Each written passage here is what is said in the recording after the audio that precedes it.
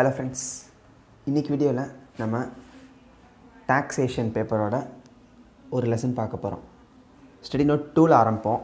Because study note 1 வந்து கொஞ்சம் பெரிய லெசன், நமக்கு டைம் ஆகும். ஸோ இந்த லெசனை நம்ம ஃபஸ்ட்டு கம்ப்ளீட் பண்ணிடலாம். என்னென்னா நான் ரெசிடெண்ட், இவனோட என்ன படிக்க போகிறோம், நான் ரெசிடெண்ட்டோட taxation படிக்க போகிறோம். நம்ம சிஎம்ஏ இன்டரில் வந்து ஒரு ரெசிடெண்ட் இண்டிவிஜுவலோட taxation தான் பார்த்தோம். சிஎம்ஏ ஃபைனலில் நான் ரெசிடெண்ட் இண்டிவிஜுவல் மட்டும் கிடையாது, நான் ரெசிடெண்ட் இண்டிவிஜுவல், நான் ரெசிடெண்ட் கம்பெனி, நான் ரெசிடெண்ட் ஃபர்ம் எல்லாத்துக்கும் எப்படி வந்து நம்ம டேக்ஸ் போட போகிறோம் அப்படிங்கிறத பார்க்கலாம். அவங்களோட ரெசிடென்ட் ஸ்டேட்டஸ் என்ன, ஸ்கோப் ஆஃப் இன்கம் என்ன அப்படிங்கிறத தான் நம்ம பார்க்கணும்.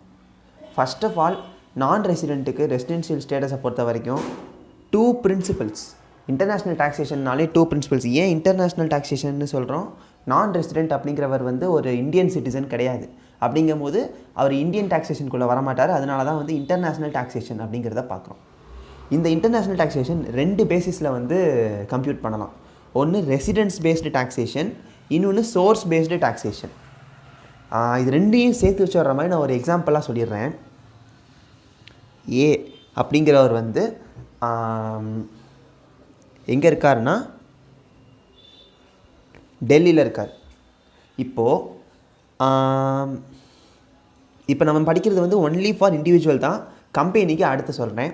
ஏங்கிற ஒரு இண்டிவிஜுவல், அவரோட பிளேஸ் ஆஃப் லொக்கேஷன், அவர் இருக்கிற லொக்கேஷன் வந்து டெல்லி. ஆனால் அவரோட இன்கம் வந்து எங்கே ஏர்ன் ஆகுதுன்னா, அவருக்கு சேலரி கிடைக்கிறதெல்லாம் எங்கே கிடைக்குதுன்னா ஜப்பான்.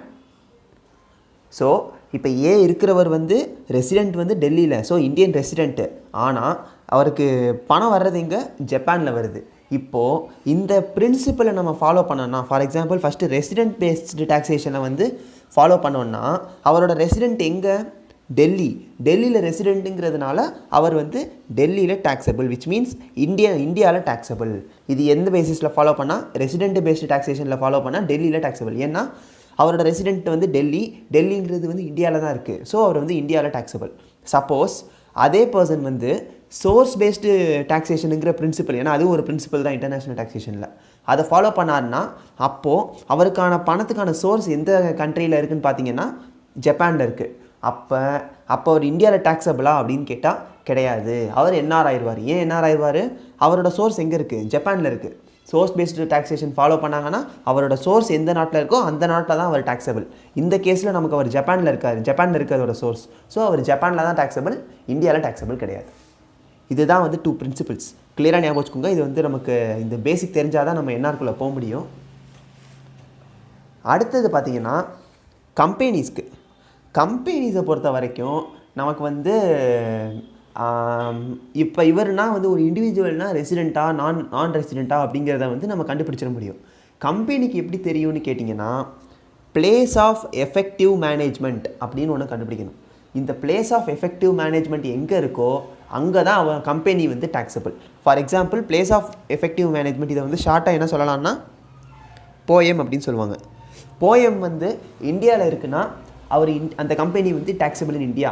சப்போஸ் அதே போயம் இந்தியாவில் இல்லாமல் வேறு நாட்டில் இருக்குன்னா இந்த company taxable in that country. For example சைனாவில் இருக்குன்னா சைனாவில் டாக்ஸபிள், இந்தியாவில் நாட் டாக்ஸபிள். ஸோ கம்பெனியாக இருந்துச்சுன்னா, ரெசிடென்ஸ் பேஸ்ட் டாக்ஸேஷனை ஃபாலோ பண்ணுற கம்பெனியாக இருந்துச்சுன்னா போயம் எங்கே இருக்குதுன்னு பார்க்கணும். போயம் இந்தியாவில் இருந்துச்சுன்னா இந்தியன் கம்பெனி, போயம் ஃபாரினில் இருந்துச்சுன்னா ஃபாரின் கம்பெனி, அவ்வளோதான். சோர்ஸ் பேஸ்ட் டாக்ஸேஷன் சொல்லிட்டேன். கம்பெனிக்காக இருக்கட்டும், இண்டிவிஜுவலுக்காக இருக்கட்டும், இன்கம்கான சோர்ஸ் எந்த நாட்டில் இருக்கோ அந்த நாட்டில் தான் டாக்ஸபிள். இப்போ இண்டிவிஜுவலுக்கான ரெசிடென்ஷியல் ஸ்டேட்டஸ் நம்ம திரும்ப பார்க்க வேண்டிய அவசியமே கிடையாது. ஏன்னா நம்ம ஏற்கனவே இன்டரில் படித்தது தான். இண்டிவிஜுவலுக்கான ரெசிடென்ஷியல் ஸ்டேட்டஸ் நம்ம ஏற்கனவே பார்த்துட்டோம். ப்ரீவியஸ் இயரில் 182 டேஸ் இருக்கணும். அப்புறம் ப்ரிசீடிங் 4 ப்ரீவியஸ் இயர், அந்த ப்ரீவியஸ் இயருக்கு முன்னாடி 4 வருஷத்தில் 365 டேஸ் இருக்கணும். இதை நான் மேலோட்டமாக சொல்கிறேன், ஏன்னா நம்ம ஏற்கனவே இன்டரில் படித்தது தான். இதில் எக்ஸப்ஷன் இருக்குது. என்ன எக்ஸப்ஷன்? இது நம்ம பார்த்துட்டோம் ஏற்கனவே. எம்ப்ளாய்மெண்ட் பர்பஸ்க்காண்டி போனாலும், மெம்பர் ஆஃப் இந்தியன்ஷிப்பாக இருந்தாலும், பர்சன் ஆஃப் இந்தியன் ஆரிஜினாக இருந்தாலும், செகண்ட் கண்டிஷன் விச் மீன்ஸ் இந்த கண்டிஷன் இருக்குது பார்த்தீங்களா, 365 டேஸ் கண்டிஷன், அந்த கண்டிஷன் மட்டும் நமக்கு கிடையாது. இந்த 3 பர்சனுக்கு மட்டும் அந்த 365 டேஸ் கண்டிஷன் கிடையாது. அடிஷ்னல் கண்டிஷன் என்னென்னு பார்த்தீங்கன்னா, 7 ப்ரிசீடிங் ப்ரீவியஸ் இயரில் 730 டேஸும், 10 ப்ரிசீடிங் ப்ரீவியஸ் இயரில் 2 இயர் வந்து ரெசிடெண்ட்டாகவும் இருக்கணும். இதை நான் எக்ஸாம்பிள்லாம் வச்சு இன்டர்வியூவில் சொல்லியிருந்தேன், அதை பார்த்துக்கோங்க. திரும்பவும் இதை எக்ஸ்பிளைன் பண்ணால் இங்கே டைம் இருக்காது, நம்ம அடுத்த டாபிக் போகணும். இந்த 2 கண்டிஷனையும் சைமல்டேனியஸாக சாட்டிஸ்ஃபை பண்ணாருன்னா அவர் ரெசிடெண்ட் அண்ட் ஆர்டினரி ரெசிடெண்ட். இதில் ஏதாச்சும் ஒரு கண்டிஷனை சாட்டிஸ்ஃபை பண்ணலைன்னா கூட resident and not ordinary resident. இதுதான் இண்டிவிஜுவலுக்கான residential status. Next firms HUF and AOP. Firms HUF and ஏஓபிக்கு வந்து ஒரே கண்டிஷன் தான், எந்த ஒரு தனித்தனி பாயிண்ட்டும் கிடையாது. கண்ட்ரோல் அண்ட் மேனேஜ்மெண்ட், அந்த ஃபர்மோ இல்லை அந்த ஹெச்யூஎஃப்ஓ அந்த ஏஓபியோட கண்ட்ரோல் அண்ட் மேனேஜ்மெண்ட் வந்து ஹோலாவோ இல்லை பார்ட்லியாவோ இந்தியாவில் இருந்துச்சுன்னா ரெசிடென்ட்டு. இந்தியாவில் சுத்தமாக இல்லை, கண்ட்ரோல் அண்ட் மேனேஜ்மெண்ட் ஃபுல்லாக அப்ராடில் இருக்குன்னா not taxable in India, which means நான் ரெசிடென்ட் இன் இந்தியா. அவ்வளோதான். இதில் வேறு எந்த ஒரு இதுவுமே கிடையாது. ஜஸ்ட் கண்ட்ரோல் அண்ட் மேனேஜ்மெண்ட் வந்து இந்தியாவில் இருக்கா அவுட் சைட் இந்தியாவில் இருக்கான்னு மட்டும் பார்க்கணும். அடுத்து for companies, in case of an Indian company, Indian கம்பெனிக்கு ஒரு கம்பெனி, அந்த பர்டிகுலர் கம்பெனி வந்து இந்தியனா இல்லையா அப்படின்னு பார்க்குறதுக்கு 2ல் ஏதாச்சும் ஒரு கண்டிஷன் நம்ம சாட்டிஸ்ஃபை பண்ணியிருக்கணும். ஒன்று என்னென்னா இன்கார்பரேட்டட் இன் இந்தியா, இந்தியாவில் இன்கார்பரேட் பண்ண கம்பெனியாக இருந்துச்சுன்னா அந்த கம்பெனி இந்தியன் கம்பெனி. இல்லை சார், இந்த கம்பெனி வந்து இந்தியாவில் இன்கார்பரேட் பண்ணலை, ஆனால் அது வந்து இந்தியாவில் ரெசிடெண்ட் ஆகுமா அப்படின்னு கேட்டால் ஆகும். எப்போ ஆகும்னா place of effective management. Poem, இந்த போயம்ங்கிறத வந்து நான் அடுத்த வீடியோவில் சொல்ல போகிறேன், ஏன்னா அது ஒரு தனி டாப்பிக்கு. அந்த போயம் இந்தியாவில் இருந்துச்சுன்னா அந்த கம்பெனி வந்து இந்தியன் ரெசிடெண்ட். போயம் இந்தியாவில் இல்லைன்னா கம்பெனி இஸ் அ நான் ரெசிடெண்ட். அவ்வளோதான்.